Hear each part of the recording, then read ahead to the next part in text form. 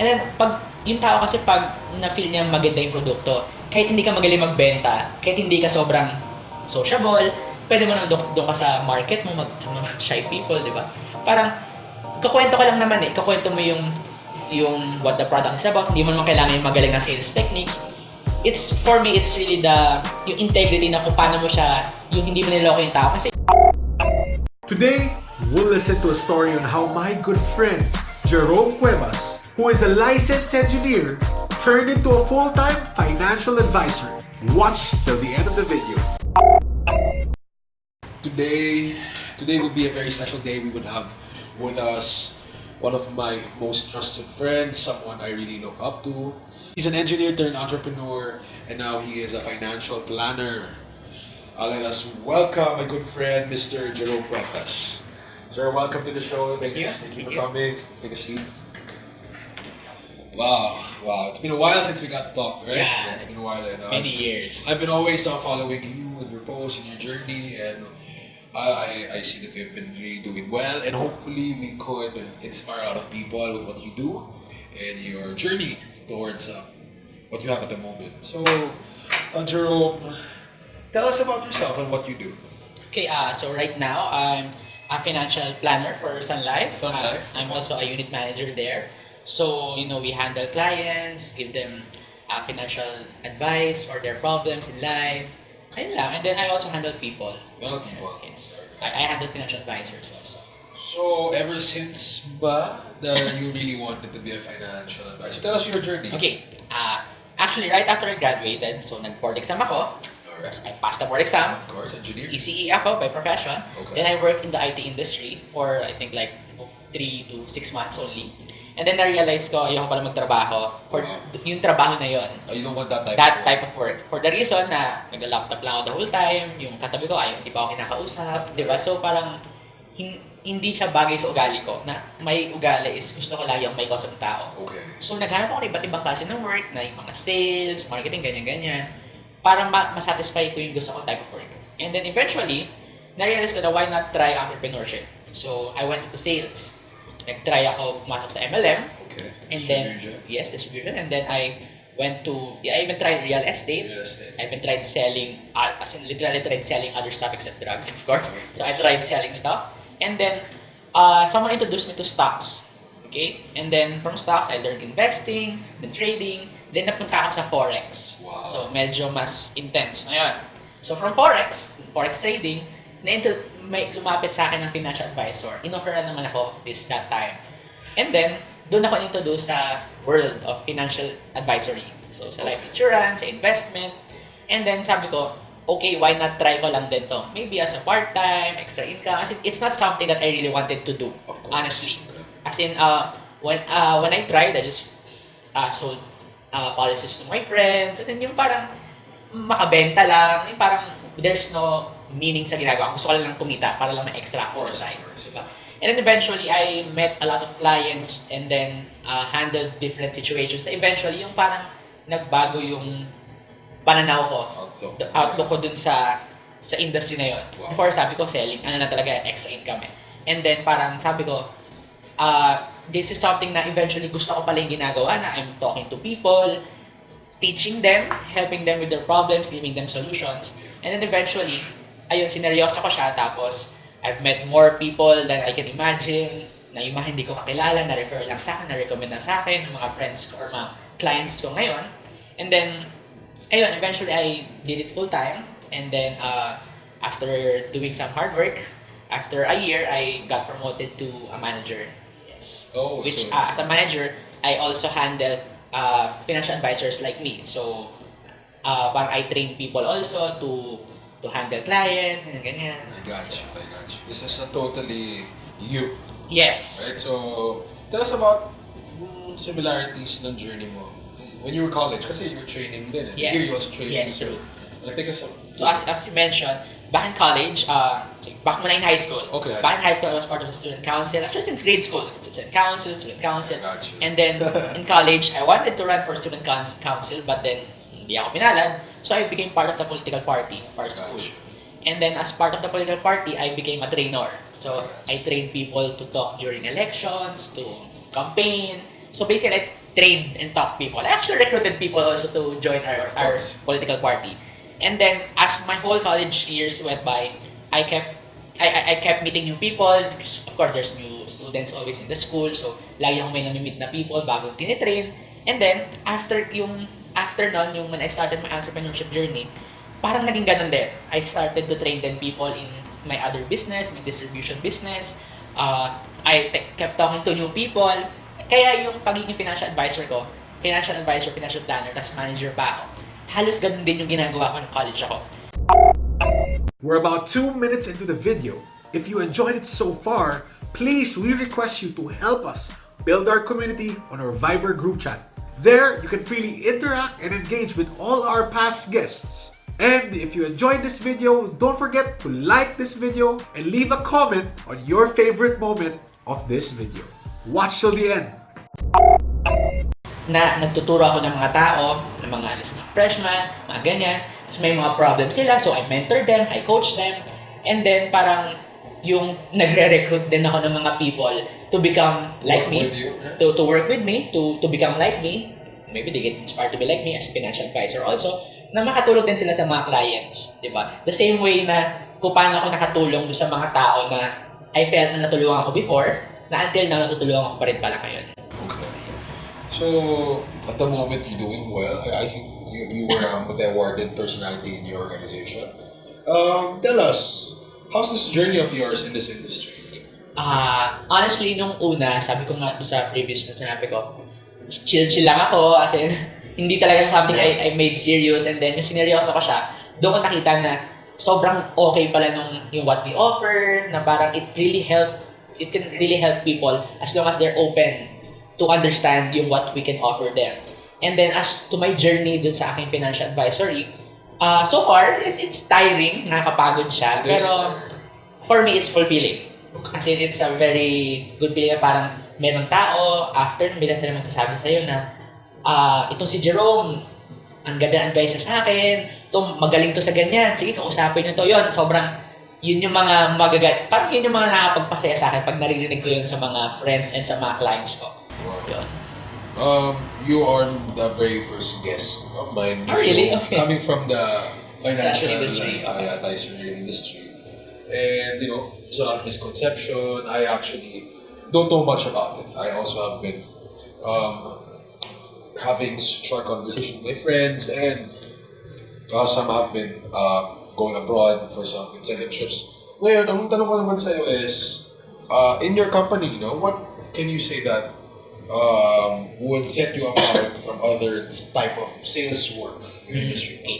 Actually, it's okay to share, no? Of course.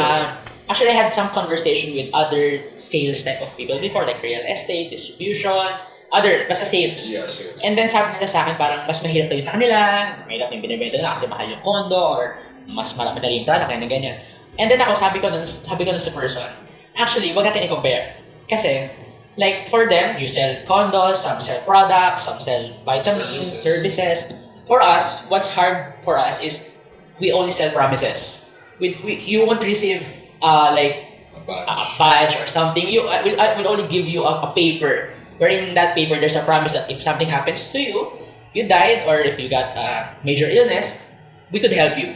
That's the only thing that we can give. And it's very hard to sell to people an idea. Okay. Na yung tipong yung parang kasi unlike, diba, yung pag bumili ka ng cellphone, it's on your hand. Mapipil mo na ito yung binayad ko. Unlike pag sa mga life insurance, sa mga investments, makita mo sa portal na website mo, okay, I have that amount of money, or parang I will receive that amount of money when I died. So parang sa mga tao, hindi nila doon kami nahihirapan mapa-appreciate sa It's nila. not a tangible. Yes, it's not a tangible thing. It's really an idea. It's, for us, it's a promise. We sell promises to people. Okay. And we know when we sell promise, sometimes medyo mahirap maniwala ang mga tao.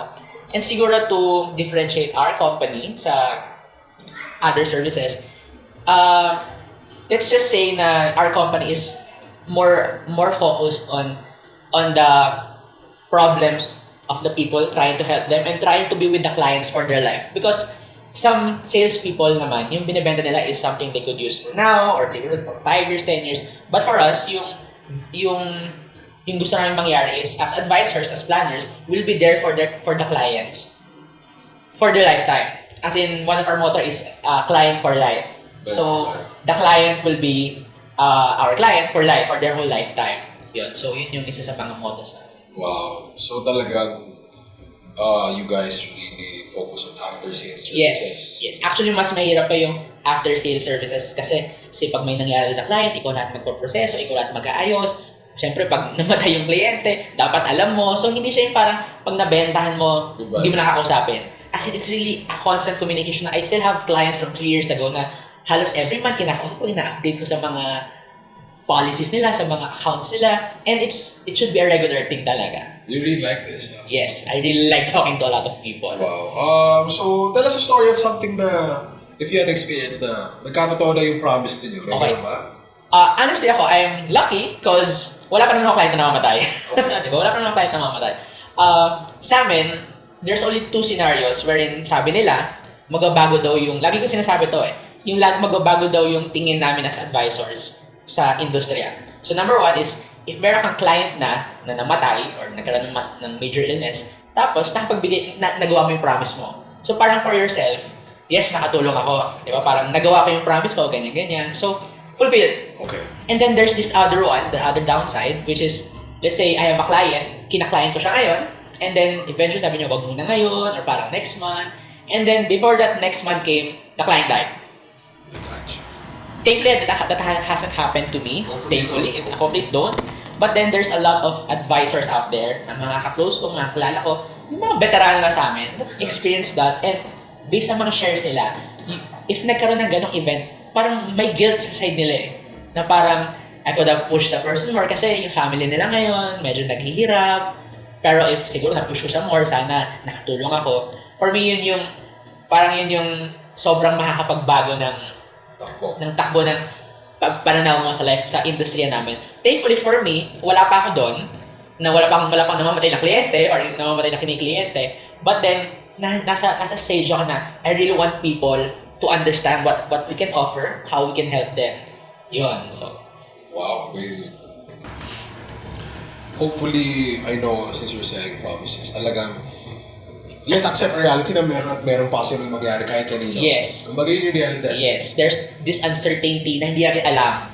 Diba? Kaya nga siya uncertainty kasi hindi natin alam kung kailan mangyari. So it's better to be prepared. The problem with the people is hindi sila kukuha ng something, ng bagay na hindi pa nila kailangan. Diba? They won't get life insurance, they won't get health insurance, they won't invest now because pili na hindi pa nila kailangan yun But when they need it, they can't get it anymore. Diba? Or when they need money, it's too late. It could be they couldn't be accepted anymore to get insurance. Sometimes yung pag-invest nila, too late na. Sana ipon sila way before pa nung may pera pa sila. So yun. Yung motto naman yan is, nasa huli ang pag-success. Yes, true. And that is what most of you would say na, please wag sana. Yes. Okay. Pero, dapat, ako naman, I have certain forms, pero I'm not much a fan kasi syempre ang daming tao nagsasabi na ang gagastos na rin sana, di ba? Parang they consider it as an expense. Yes. Tell us how people could shift their mind towards the change of mindset. Actually, share ko lang din. In the US, I think the insurance penetration in the US is 87%. In the Philippines, it's only 13-14%. Meaning nun, yung mga US people, after they graduate, the first thing that they will get is insurance. Because they know that insurance is a necessity. Actually, in the US, the insurance is a very mature market na halos lahat ng bagay pwede mo na ma-insure.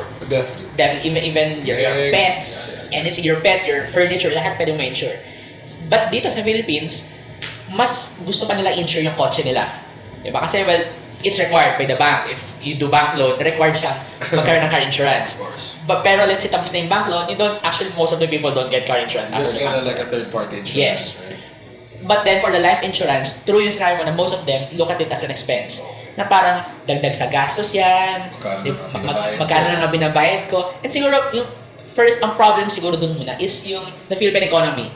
Na parang syempre, dahil people are not earning enough, nagiging problem sa kanila yung mga ilalabas pa nilang pera. Exactly. Na sana pinangkain na nila, pinang-ipon na lang nila for their future. Okay. So, for us, it's medyo mahirap talaga siya na ipa-explain sa tao. Kasi, alam mo yung kailangan mapa-appreciate mo sa tao na yung long term, na parang 10 years from now, even the uncertainty, kailangan mapa-appreciate mo sa kanila, na parang right now, if you look at it as an expense, by the time na mawala ka, you will have more expense than what you have. And baka yung family na maiwanan mo, mas mahirapan pa sila na sana yung konting tiniis mong expense right now, ito sana yung makakatulong sa kanila pag naibigay namin yung promise when you're gone. Yeah. I got you. So really, I think the main tip you were referring to would be look at some other people around you na gumana talaga yung pag-insurance, buying the decent insurance. Kasi I think when we talk about companies like yours and the other companies in the Philippines who were hundreds of years already, I think they have proven themselves to be credible enough to pay their promises, right? And what do you think should people look at before buying insurances? Well, if tinatanong ako, if let's say, marami naman ibang companies dyan, ganyan, and marami naman ibang advisors, di ba? Honestly, all those companies are the same because we offer the same life insurance. It's just that they have different products, they have different benefits, they set their product differently. Sometimes yung coverage, mas mura, mas mahal. So for me, number one, tingnan na yung company. If yung company is something na stable and maibibigay yung promise if ever something happens in the future.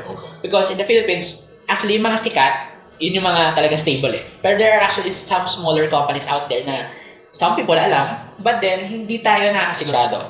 Diba? And actually there are stories back from our parents na yung mga, I don't want to name companies, pero yung tipong mga educational plan na bigla na lang din na sila nakakuha after. And yung mga ganon, yun, for me, common misconception siya sa mga medyo may edad ng clients ko na parang, yung pera namin dyan, di mo maibabalik yan. Kasi nawala. Kasi yung, they have previous experience. I got you. And those companies aren't legitimate insurance companies. So parang for us, isa din yun sa mga objections na hinahandle namin. And then so number one, look for the company. I check the company first. And then for me, the one thing I don't really like sa mga financial advisors na nag-offer is yung what we call proposal selling. What is it? Ito yung when we meet, meron na kagad akong dalang proposal. Tapos, ito maganda to. Ayan, ganun lang. Bili mo to. Maganda to. Kailangan mo to, tiwala lang sa akin. I got you. Well, there's this trust, yes. Pero, for me, I never did a proposal selling sa isang client. Kasi for me, alam mo yung pera niya to pinaghirapan niya to. Dapat at least naiintindihan niya. Kahit maganda tong produkto yung offer mo, pero sana naiintindihan niya kung saan pupunta to. I got you. Diba? So, yun yung for me, yun ang pinaka-ayaw ko sa isang advisor, yung proposal selling. Bawal yun sa team mo. As in, bawal yun sa team. I don't know if may gumagawa, pero bawal yun sa akin. Ako, I never did that. Kasi medyo mahaba nga mag-explain kasi concept selling ako As in, parang gusto ko yung client na intindihan niya muna. So, yung next na from the company, next is the financial advisor. Look for someone you can trust. Diba? Kasi, and siguro someone na feel mo naman mag-stay sa'yo. Ako, I have no issues for part-time advisors because, syempre, some of them are just for the extra income. But, kasi doon ako galing But then, let's say the part-time advisor resigns or stuff, sana yung mga kliyente nila, ilipat nila sa isang mag-handle. Because I've met a lot of clients na yung tipong yung advisor nila, part-time lang, tapos nag-resign na. So sila, naiwanan sila, wala silang advisor.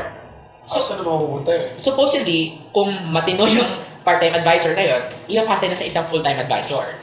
Or merong ibang sasalo, di ba? Pero most of the time ngayon, wala kagad nakakakuha. Hindi ba siya automatic na nalilipat? Technically, automatic siya. Kaya lang, yung minsan yung napapaglipatan is could be sobrang layo, inconvenient, yung mga ganun. As in, for us, kami rin pumipili ng mga kukunin namin. But for me, kung sino lang available, kukunin ko na kahit malayo pa yan. So, yun. So, it's the financial advisor. It's someone you can trust. And yung talagang partner for, kaya client for life kami. Yung talagang yung magiging kasama mo siya. Kasi as you grow old, your life stage nagbabago siya. Yung needs mo, yung problems mo sa finances, sa life, situation nagbabago. So, yung advisor mo, andun siya as you grow old. Diba? If mauna mo siya mamatay, at least, na mailipat ka niya before mangyari yun. Okay. Yun. So, yung dalawa lang? Yung dalawa. And then last, syempre, yung due diligence mo. Kasi ikaw rin, pag-aralan mo rin yung produkto, kasi hindi mo pwedeng ito lang in-offer. What if meron mo palang mas maganda? What if may human error din yung advisor? Meron pala siya na-miss out. Kasi, usually as advisors, it's our own subjective na feeling namin kung ano yung pwede namin offer sa'yo. Kaya usually in proposal selling, kung ano lang feel ko, ito yung maganda. But then, what I really want is yung mag-uusap tayo, alamin ko yung problema mo sa buhay, anong estado mo, ano yung gusto mangyari. And then from there, tsaka ako magbibigay ng options kung ano yung pwede ko i-offer sa'yo. I got you. Yeah, so those three things. So, the company, the advisor, and then your own due diligence. I got you. Okay. To our viewers out there who are listening, let me tell you a small parang fact, certain economic principle regarding insurance and gambling. You know, sabi nila yung both of industries are irrational markets. Ibig sabihin, if I'm not mistaken, it's a term. No, people, there is a statistics na 100% sure you lose money in gambling, but people gamble. So, alam mong matatalo ka, people still do it, maybe for other reasons, pero economically irrational siya. Pero pagdating naman sa insurance, baliktad naman siya. Mas nakaka-gain ka pag nagbabayad ka ng insurance, but a lot of people don't do it. Parang, because one of the biggest insurance in America is a MetLife. Have you heard about it? This is a statistics, no? They grossed, a few years ago, they grossed about $37 billion. So they had $37 billion worth of sales. And yung payout nila is $36 plus billion that year. So ibig sabihin, yung margin lang nila, sobrang liit lang for operations. So talagang, you will really, in theory, get your money's worth pagdating sa insurance. So if you guys haven't really thought about it, I know medyo wala namang nagtuturo about it. Check on it yourself. You can have Google out there, you have YouTube, check on it. Kasi you might not know that you actually are at risk or you need it. So, look into it lang. Okay, so, assuming na you are in the industry and you're a manager, what certain qualities do people look at themselves and say, parang okay ako sa ganito, baka pwede akong mag-start ng ganitong industry? What would you... Honestly, yung initial impression ko sa amin mga advisor is, ano yan, mahilig may pag-usap yan, friendly, magaling sa sales. Honestly, hindi siya issue. For me, ako hinahanap sa isang tao is, as long as willing siyang, as in ito lagi sinasabi ko pag naghahanap ako ng mga interest advisors, if willing lang siyang makipag-usap sa mga tao ng isang bagay na gusto nila, na feel nilang maganda. So, what happens is, na-explain ko yung insurance, ni-review ko, ganyan-ganyan. And then, pag yung tao kasi pag na-feel niya maganda yung produkto, kahit hindi ka magaling magbenta, kahit hindi ka sobrang sociable, pwede mo na doon ka sa market mo, sa mga shy people, di ba? Parang, kakwento ka lang naman eh. Kakwento mo yung what the product is about. Hindi mo naman kailangan yung magaling na sales techniques. For me, it's really yung integrity na kung paano mo siya, yung hindi mo niloko yung tao. Kasi yung pag in sales naman kasi, yung tao, as long as alam niyang tama yung ginagawa mo or parang hindi mo siya nilaloko, most of the time makakabenta ka rin eh. So ako, hindi ko hinahanap yung mga tao sobrang friendly, sobrang sociable. Typical salesperson. Actually, I know a lot of people na tipong mahihain ng college, tapos medyo shy type pa rin ngayon. But then they really are doing well in the financial industry kasi, they know how to approach people na parang they really want to, kasi nakita nila yung value nung product nila, they really want to talk to people to sell it. Hindi dahil magaling sila may pag-usap, but for the reason na gusto nila yung product nila maka-reach ng more people. I see. Wow. Ang dami nagsasabi sa amin na, alam mo, tingin ko may point din tong insurance. Pero tingin ko pang tita lang yan. Or kung housewife ka, or it's not a real career. What can you tell people about it? People sa amin na tipong mga 20 to 30 years na sa life insurance industry. And right now, sa industry ngayon, even sa most of the other companies, sobrang dami ng millennials ang pumapasok sa life insurance industry.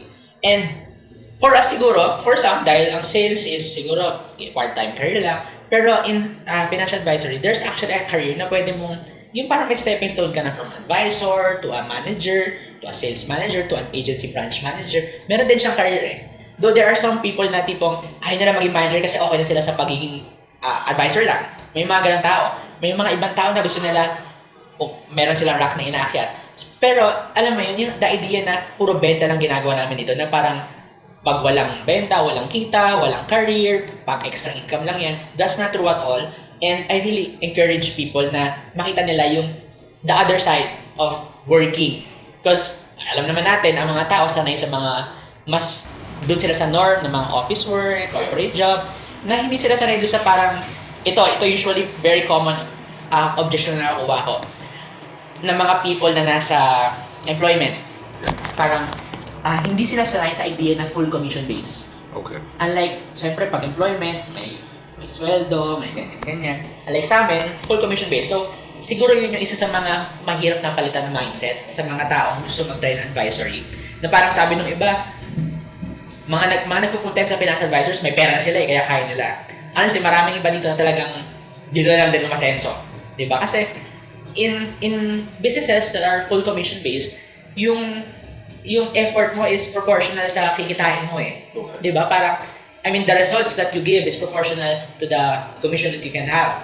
'Di ba? So, the ceiling is unlimited. Walang limit. Walang limit, you can earn a lot, and for some people, syempre nakakawaw yun, too good to be true. But it's true. It's just that hindi siya madali. 'Di ba? As in, yun yung lagi namin sinasabi na if you want extra income, if you want a different career, hindi naman siya madali eh. 'Di ba? Gusto mo kumita pero ayaw mag-effort. So, ano point?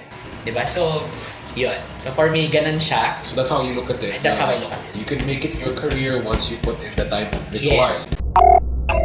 Hey team, hope you enjoyed the video. And please, don't forget to join our Viber Chat community. We'll put the link down below on the comment section. We'll see you there, okay? Always remember, here at the Powerhouse, no one gets left behind.